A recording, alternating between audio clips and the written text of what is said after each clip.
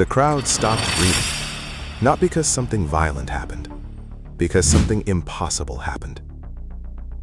340 pounds of the most immovable human force in Japan, a woman who had never been moved by anything, was moving. Backward. 1 step, 2 steps. Her heels hitting the clay boundary of the dohyo like a verdict being read aloud. The man who had moved her weighed 141 pounds. He was already back in his original position. Arms loose, breathing even, watching her the way you watch something you've already finished reading. 9 people were in that room. Not one of them spoke for 40 seconds.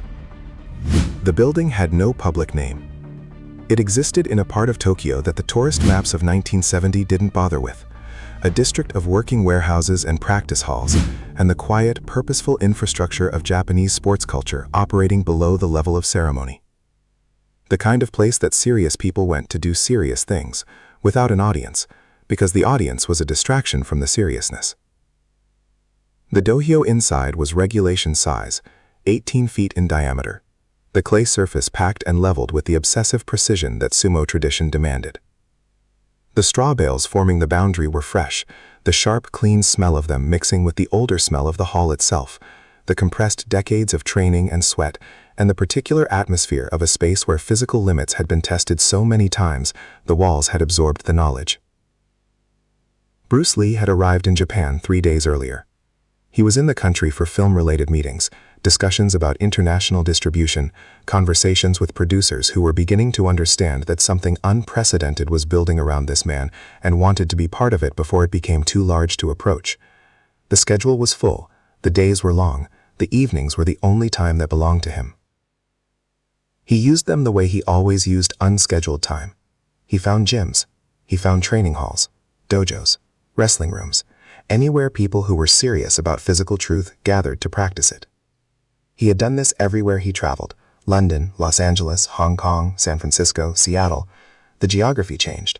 The serious people were always there, in their specific buildings, doing their specific work, and Bruce Lee moved among them the way water moves through terrain, finding every opening, leaving nothing unexplored. The connection to this particular building had come through a Japanese filmmaker who knew a sumo stable master who knew the woman. Her name was Yamamoto Tetsuko. Remember it. In the world of female sumo, a world that in 1970 existed largely outside official recognition, that operated in the spaces between the formal structures of the sport's male-dominated establishment, that was simultaneously ancient and invisible, Yamamoto Tetsuko was the standard. She was 28 years old. She weighed 342 pounds. She stood 5 feet 11 inches in flat feet, and the mass she carried was not the soft, unorganized weight of someone who had simply eaten without purpose. It was trained mass, the specific structural density of a body that had been built for sumo from the age of 9, that had been fed and conditioned and developed according to the precise traditional methodology of the Chonkanabe diet and the twice-daily training regimen that sumo practitioners had refined over centuries. She was not slow. This was the thing that people who had not seen her move always failed to anticipate. 342 pounds, they thought, meant ponderous, meant deliberate, meant a body that telegraphed everything because it had no choice, that committed to movement the way a loaded freight cart committed, inevitably, completely, and with very little ability to change course once rolling. This was wrong. Yamamoto Tetsuko moved with the particular, terrifying speed of something whose mass had been converted into momentum so completely that the distinction between the two had ceased to matter.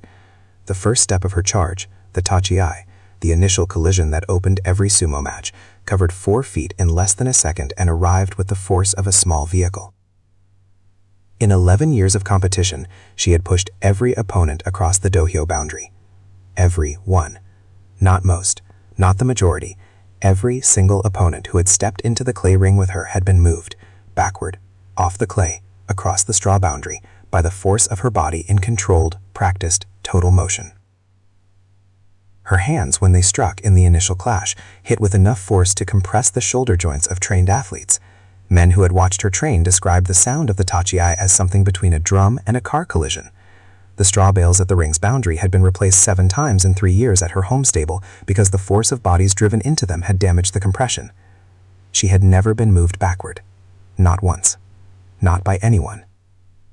The connection to Bruce Lee had been made through the filmmaker's chain of introduction, not as a challenge, not in the aggressive, formal sense of the word, but as a question, a genuine, philosophically curious question that the stable master had been carrying for some time. The question was this: is there a force that Sumo cannot answer? Not a force of greater mass. The stable master understood mass. He had built careers on mass. He knew its architecture and its limits better than most people would in 10 lifetimes. A different kind of force. The kind of force that the films of this lean Chinese-American man suggested might exist, that moved through opponents rather than into them, that generated something beyond what the physics of its container seemed to permit, that operated by principles the sumo tradition had never encountered, because the sumo tradition had never needed to look outside itself. The stable master had seen the film clips. He had watched the 1-inch punch footage 3 times. He had carried the question for 6 months, and then he had made the introduction. Bruce Lee arrived at the building at 7 in the evening. He came with a single companion, a Japanese martial artist named Torin Tanaka, who served as translator and who had known Bruce Lee for 2 years through their overlapping circles in the California martial arts community. Tanaka was a big man, 220 pounds, experienced in multiple systems, someone who had stood in rooms with enough formidable people to have calibrated his sense of what formidable meant accurately. He said later that walking into that hall and seeing Yamamoto Tetsuko standing near the dohyo was the first time in years he felt genuinely small. She was wearing her training maoshi, the thick, stiff belt that sumo wrestlers used in place of a uniform, and a plain cotton training top. She stood near the edge of the dohyo with her arms at her sides, her posture the particular stillness of a large body at rest that contains within the rest the complete readiness to become motion. The stable master, a compact man in his 60s named Fujiwara, stood beside her. 2 of his senior male wrestlers, both over 250 pounds, sat on wooden benches along the wall. A young woman who served as Yamamoto's personal trainer stood near the weapons rack. Toru Tanaka made 9 people.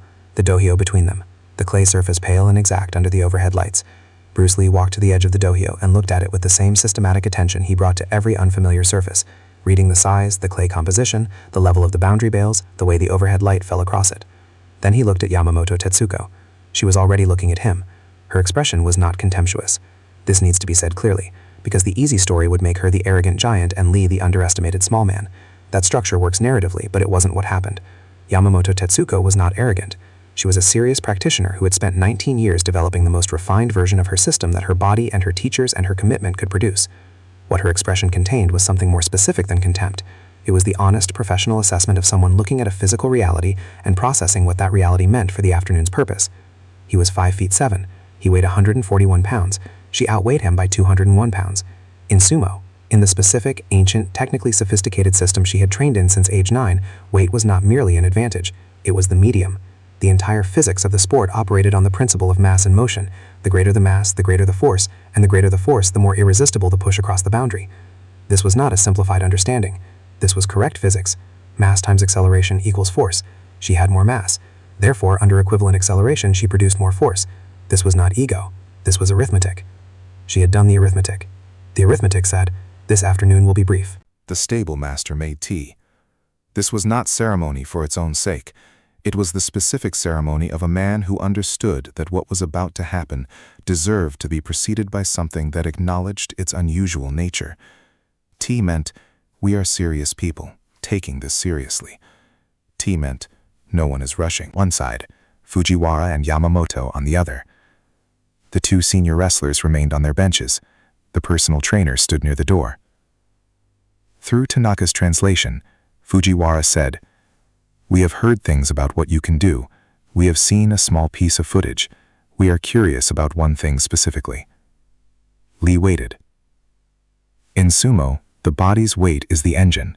Everything we train, the stance, the push, the turning techniques, everything begins with mass. We have never encountered anything that could answer mass with something other than greater mass. Our question is whether such a thing exists. Lee looked at Fujiwara, then at Yamamoto, then at the dohyo. He said, "The question is whether mass can be made irrelevant, not matched. Irrelevant." Fujiwara translated this for Yamamoto. Something moved in her expression, not reaction, just reception. The adjustment of someone receiving a reframing of the question they asked. She said something in Japanese. Tanaka translated. She says, "Show her." No formal rules were set. The mutual understanding, worked out over several minutes of quiet conversation, was this. Yamamoto would demonstrate her tachiai push against a stable target first, so that Bruce Lee could observe what he was engaging with. Then they would engage, directly on the dohyo, with real contact, for as long as either party wished to continue. The goal was not victory. The goal was answer. Does such a thing exist? Fujiwara gestured to one of the senior wrestlers, a man named Kenji, 260 pounds of experienced sumo competitor. Kenji stepped onto the dohyo and planted himself at the far boundary, his stance wide and deep, his 260 pounds committed to the clay. Yamamoto stepped onto the dohyo. She settled into her initial stance and charged. The word charge is insufficient. It implies something that starts fast and ends on impact. What Yamamoto did was instantaneous translation of static mass into kinetic force, the tachi, and it happened so quickly that the moment between her stillness and her hands on Kenji's chest existed only as a sound. That sound. The sound of 342 pounds of trained momentum meeting 260 pounds of trained resistance was the sound that Toru Tanaka would describe for the rest of his life as the only time I physically stepped backward from something I was only watching. Kenji moved backward. 2 steps. His heels found the straw boundary. He stopped himself at the edge. Yamamoto had not followed through fully. This was restrained. A demonstration, not a match. She had stopped her force at the point of proof. She stepped back to the center of the dohyo. She turned to look at Bruce Lee. He had not moved during the demonstration. He had watched with the complete open attention of someone filing every detail, the angle of approach, the point of contact, the transfer of force, the way Kenji's weight had moved under the impact. He looked at the clay surface of the dohyo. He looked at Yamamoto. He stepped onto the dohyo. He stood on the packed clay and felt it under his feet. Different from wood, different from canvas. The clay had a specific give, not soft, but not hard in the way that concrete was hard. It compressed slightly under pressure and held the compression, which meant that the relationship between his feet and the surface was slightly different from any surface he had trained on before. He adjusted. Small adjustments, the weight distribution shifting, the angle of his feet finding the specific conversation with this specific surface. Invisible adjustments to anyone watching, but Tanaka, who knew what to look for, saw his eyes go slightly unfocused for a moment, the interior attention of someone calibrating. 3 seconds. Then his eyes cleared and he was fully present again. Yamamoto stood at the center of the dohyo, waiting. She was not impatient. Impatience was not part of her nature. She had trained for 19 years. She had stood in this position thousands of times. She knew exactly what was about to happen. The tachi, her hands on his chest, the brief, enormous force of her mass in motion meeting the insufficient mass of the figure across from her, the backward translation of 141 pounds to the boundary in less than 2 seconds. She was not unkind about this. She was simply certain. Fujiwara from the edge of the dohyo said, "When you are ready." Neither of them moved for 5 seconds. The 2 senior wrestlers on the benches had gone completely still. The personal trainer near the door had stopped the small organizational movements she had been making with the water bottles and towels and was simply watching. Toru Tanaka, standing at the edge of the clay ring, said later that those 5 seconds were the longest 5 seconds he experienced in any room in his life, longer than any fight he had witnessed, longer than any dangerous moment, because they contained within them the full weight of what was about to be attempted, and the complete, genuine uncertainty about whether it was possible.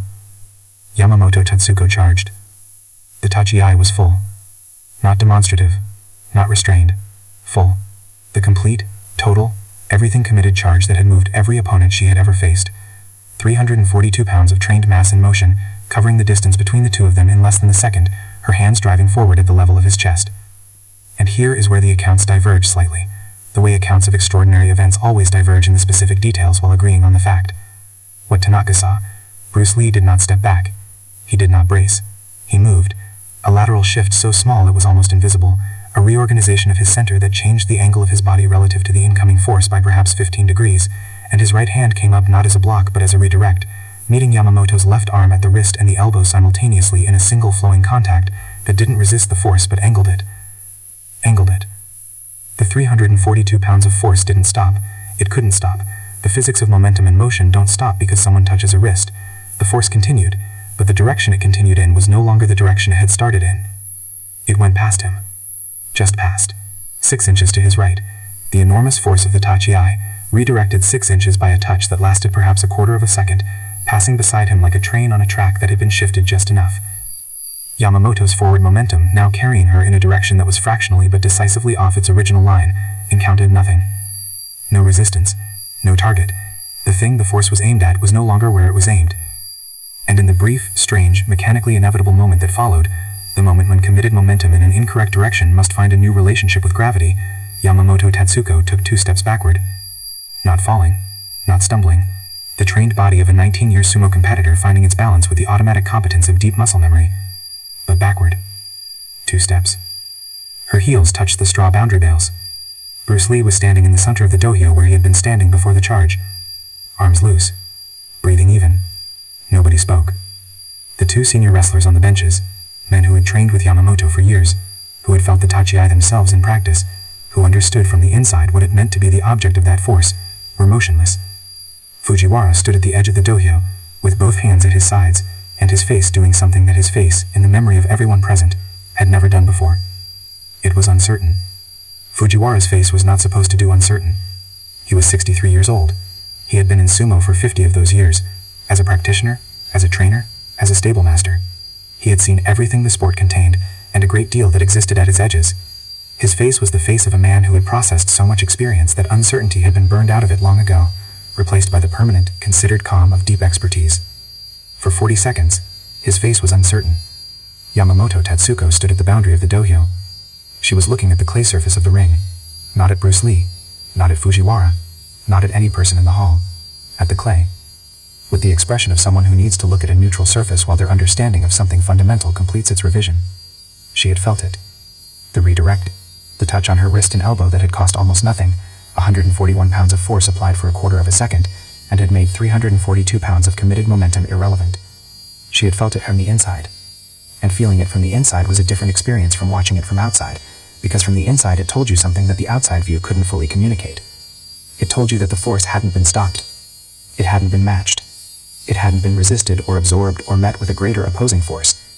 It had been guided. 342 pounds of her most committed, most trained, most refined technique, 19 years in the expression of it, had been picked up by something infinitely lighter and set down 2 degrees to the left of its target. Like a river being told, very quietly, that there was a different valley. She stepped back onto the dohyo. Not immediately.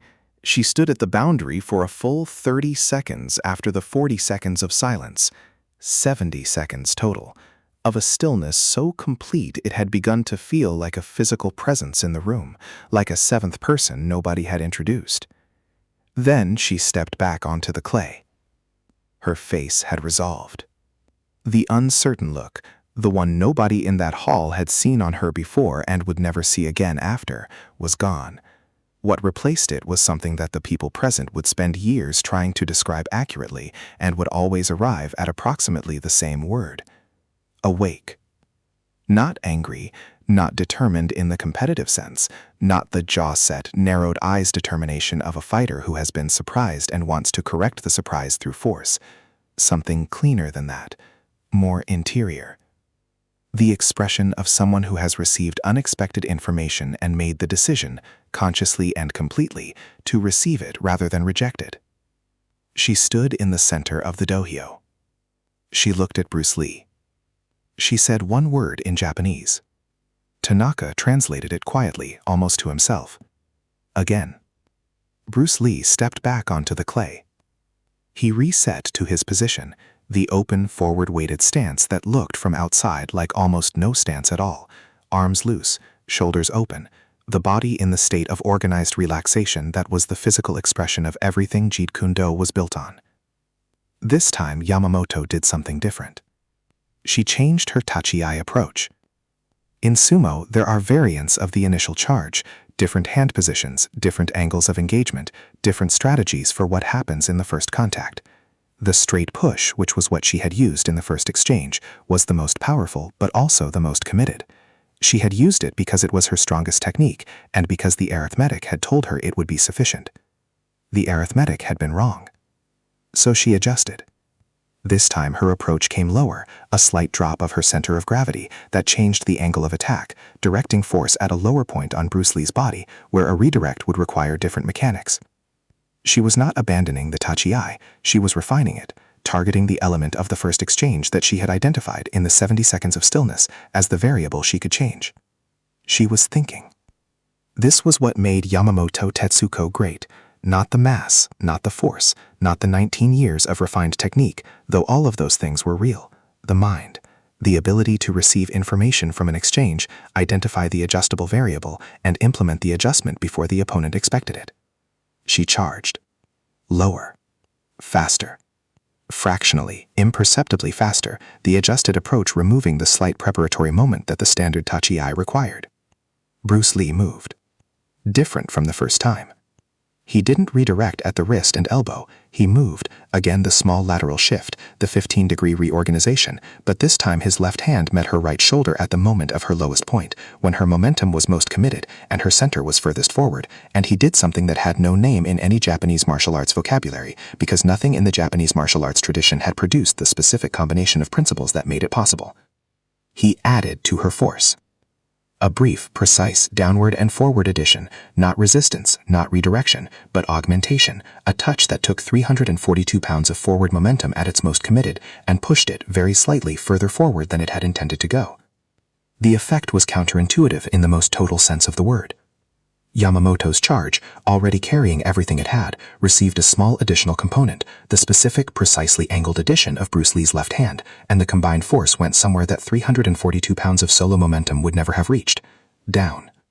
Not falling, not collapsing. The trained body of a sumo competitor does not fall. The deep structural conditioning of the legs and core prevented any loss of footing, but the forward and down vector created by the augmentation sent her into a position of deepest lean, her center of gravity ahead of her feet for 1 full second, her arms coming down to the clay to prevent the forward continuation of her own force. Her hands touched the dohyo. Both of them, the clay surface, the packed earth of the ring that she had trained on since she was 9 years old, met her palms with the quiet, factual indifference of a floor meeting hands. In sumo, hands touching the clay is a loss. She straightened immediately, the trained reflex of a body that knows that position and knows how to leave it, and stood upright on the clay. She looked at her hands, at the clay residue on her palms, then at Bruce Lee, who was standing in the center of the dohyo, exactly where he had been standing when she charged. He had not moved more than 18 inches total during both exchanges. His breathing was the breathing of a man who had been sitting still. Kenji, the 260-pound senior wrestler who had been Yamamoto's demonstration partner earlier, the man who had felt the tachi himself and understood what it cost to receive it, stood up from his bench. He didn't do anything with the standing, he simply couldn't remain seated. The personal trainer near the door made a sound that was not a word in any language, the involuntary vocalization of a person whose respiratory system has responded to something before their conscious mind has processed it. Toro Tanaka was looking at the clay where Yamamoto's hands had been. He would say later, I kept looking at that spot, like the clay had recorded something that I needed to read again. Fujiwara had not moved. He was standing at the edge of the dohyo in the same position he had occupied since the first exchange, and his face had passed through uncertain and come out the other side into something that had no simple name, the expression of a man who has spent 50 years building a complete, internally consistent, deeply true understanding of a domain, and has just watched that understanding demonstrated to be a subset of something larger. Not wrong. A subset. There was a territory beyond the boundary of what sumo knew, and someone was standing in the center of his clay ring who had been there and come back with a specific operational knowledge of it. Yamamoto Tetsuko stepped off the dohyo. She walked to the wooden stool near the edge of the ring and sat down. She looked at Bruce Lee. She said something in Japanese, 3 words, quiet, directed not at Tanaka for translation but at Bruce Lee directly, as if the words might carry their meaning past the language barrier through sheer sincerity. Tanaka translated them after a moment, his voice slightly lower than usual. How is that possible? Bruce Lee stepped off the dohyo. He pulled a wooden stool to a position facing Yamamoto 4 feet away and sat. He said, May I ask you something first? Tanaka translated. Yamamoto nodded. When you charge, the tachi, what are you thinking about? Yamamoto considered this. A real consideration, not the reflex answer but the examined one. She said, I think about my opponent's center, where their weight is, how to reach it and move it. You think about them, Bruce Lee said. Yes. That's the first thing. The conversation lasted 40 minutes. Not a lecture, not a lesson in the formal sense. A conversation, 2 serious practitioners sitting on wooden stools beside a clay ring, talking through a stool length of translator, reaching toward a shared understanding of something that neither of them could fully articulate in any single language, because the thing itself existed below language, at the level where the body knows things the mind hasn't finished naming yet. Bruce Lee said, In sumo, the force is in the mass. The more mass, the more force. This is real. This is correct physics. And because it's correct, everyone who has trained in your system has built their understanding of fighting on it. Mass is the foundation. Mass is the answer. Yamamoto listened. Fujiwara, who had moved closer, listened. The problem with a foundation that's always been sufficient, Lee continued, is that you stop looking for what it can't answer. Not because you're careless, because it's never failed. Why would you look for the failure of something that has never failed? Silence. Tanaka translated. Yamamoto's expression moved slightly, the look of someone hearing their own situation described with accurate external eyes. Mass can be made irrelevant in two ways. The first way is greater mass. Your system understands this. The second way is to remove the target. If the mass has nothing to arrive at, the force it carries goes nowhere. 340 pounds pushing against empty air produces exactly as much result as 3 pounds pushing against empty air. Fujiwara said something quietly in Japanese. Tanaka, he says, but you didn't move far enough for empty air. You were still there. Your hand was there. My hand was there, Bruce Lee said, but not as a target, as a guide. The force didn't stop when my hand touched your wrist, it continued. I simply suggested a slightly different direction for it to continue in. Your force did the rest. Yamamoto looked at her hands again, the clay residue still faint on her palms. She said, you used my strength against me. I used your strength with you, Bruce Lee said. Against you means opposition. There was no opposition. I agreed with your force completely. I simply had a small additional suggestion about its destination. The room was quiet for a moment. Then Kenji, from his bench against the wall, the 260-pound wrestler who had not spoken since the demonstrations began, said something in Japanese. Tanaka laughed softly before translating. He says, this is what water does to a rock. It doesn't fight the rock. It finds the direction the rock was already going. Bruce Lee looked at Kenji. He said, write that down. That's the whole thing. The stable master sat beside the dohyo as the conversation wound down, the tea long cold, the hall darkening slightly as the Tokyo evening pressed against the high windows. He said, through Tanaka, formally, with the weight of a man asking the thing he came to ask, does such a force exist, something that can answer mass without mass? Bruce Lee was quiet for a moment. Then he said, the question is whether mass is really the thing you've been using all along.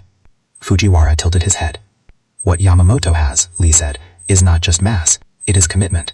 Total, complete, nothing held back commitment to a direction and a target. The mass is what makes that commitment feel irresistible, but the commitment is the real thing. And commitment, total, nothing held back commitment to a specific point in space, is also the thing that makes it possible to guide. A man who is only half committed can adjust. A force that is completely committed cannot. It can only continue. And something that can only continue can be given a slightly different place to continue to. Fujiwara sat with this for a long time. He said, then the weakness of the greatest strength is its greatness. Bruce Lee said, now you've said the whole thing. She trained for 11 more years. She won competitions. She continued to be the dominant force in female sumo for the remainder of her competitive career, and the tachi-ai that had bounced the clay of her own dohyo on an October evening in Tokyo remained the most powerful initial charge in her sport. She was not defeated by what happened that night. She was expanded by it. In the years after October 1970, her training incorporated something new, something that the senior wrestlers at Fujiwara's stable noticed without understanding its source, a quality of sensitivity. A new element in her training that sat alongside the mass and the technique and the commitment, the deliberate cultivation of awareness of her own momentum, where it was going, how committed it was, what a slight change in direction would produce. She began practicing what she privately called the empty space, training herself to feel, during the charge, the difference between a target that was there and a target that was not quite where she expected it to be. Developing the sensitivity to adjust in the fraction of a second before full commitment, to